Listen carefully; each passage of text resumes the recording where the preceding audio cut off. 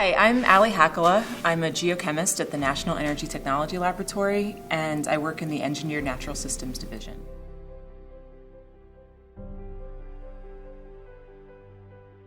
My background started in environmental chemistry, and so I was really interested in the environment, in clean air and clean water, but I wanted to apply that knowledge to systems that needed that type of input. And so working at NETL, I'm able to work on things like shale gas and carbon storage.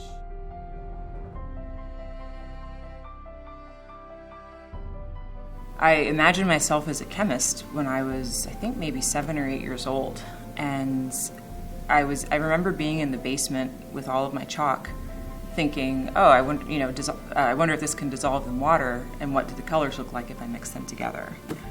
Another memory I have that's really important to me is we had to do an insect collection in high school. And at the time I lived in Santiago, Chile, and our school was in the hillside, and it had a lot of open natural space. And I spent a lot of time collecting insects and categorizing them, and I had a lot of fun doing it. So I liked being outside, and I liked playing with water and watching how things dissolve and change. And so I think that kind of pushed me. It was just kind of some early indicators of where I ended up now.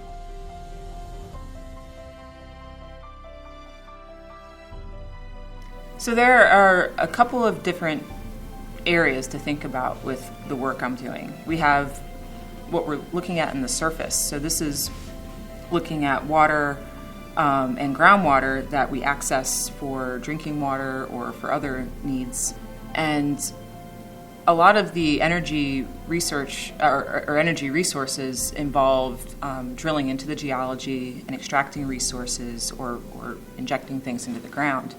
And so in studying the groundwater and how we can make sure that the water is remaining clean, I'm studying how different chemicals move in the groundwater and what different chemicals we look for, both natural and man-made, to indicate whether something we're doing for energy extraction is affecting our water resources.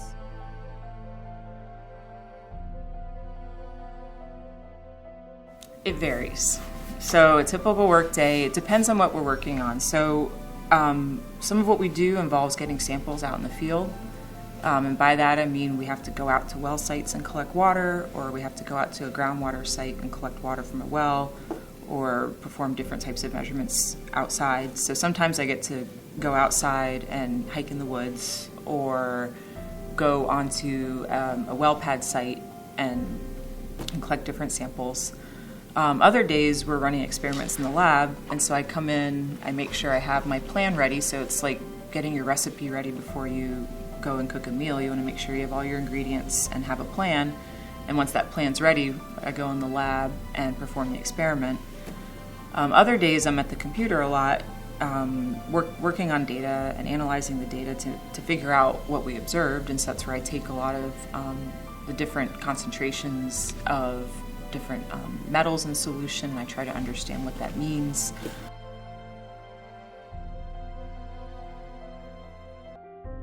Oh, definitely. So I use the scientific method all of the time. So when I mentioned having to go in the lab and we have our recipe for the experiment and make sure we have everything and then we can go perform the experiment, all of those plans are based on a question. And so it's really important. We actually spend a lot more time figuring out what the right question is, because having the right question about the problem that needs to be solved leads to developing the hypothesis that then gets into how do we test that hypothesis and what's our plan to test it.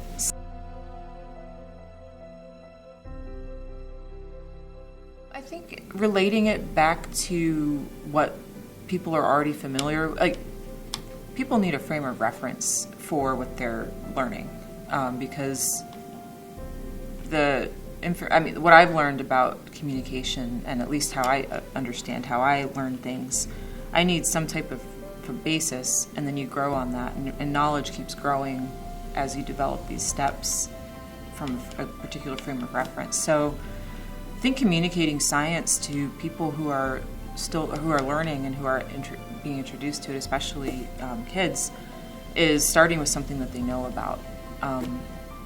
And I was actually thinking about that last night when I was driving home at 5:30 and it was really dark. And I was thinking, oh, the winter, the Earth is tilted the particular way and rotating around the sun. And then I started thinking, how do I communicate that to my daughter when she's old enough? And I was thinking about different lights and then I realized that's why we do dioramas in school, because then you can physically touch and see to try and understand what's happening on a much larger scale. And so as much as we can explain science in the language and in the format that kids can understand, they'll be able to pick it up. Because kids like asking questions and like exploring. So keeping that discovery part alive is really important too, because that's the fun part.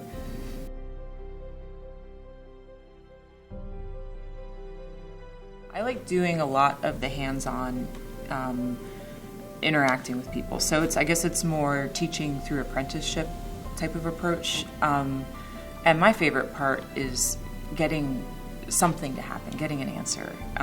So when we run experiments, I like being able to see if you put a particular type of water in the presence of another material, what happens.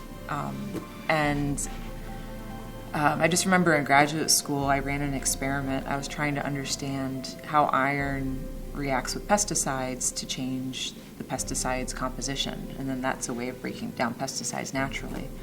And I remember the first time I ran the experiment and saw the pesticide concentration decrease over time, and it was really exciting. There are these things happening in nature that we can't see, but through all of these different tools that we apply and approaches, you can see what's happening, and that's what's exciting to me. It's being able to see the things that my eye can't see easily, but that we use data and other pieces of information to figure out.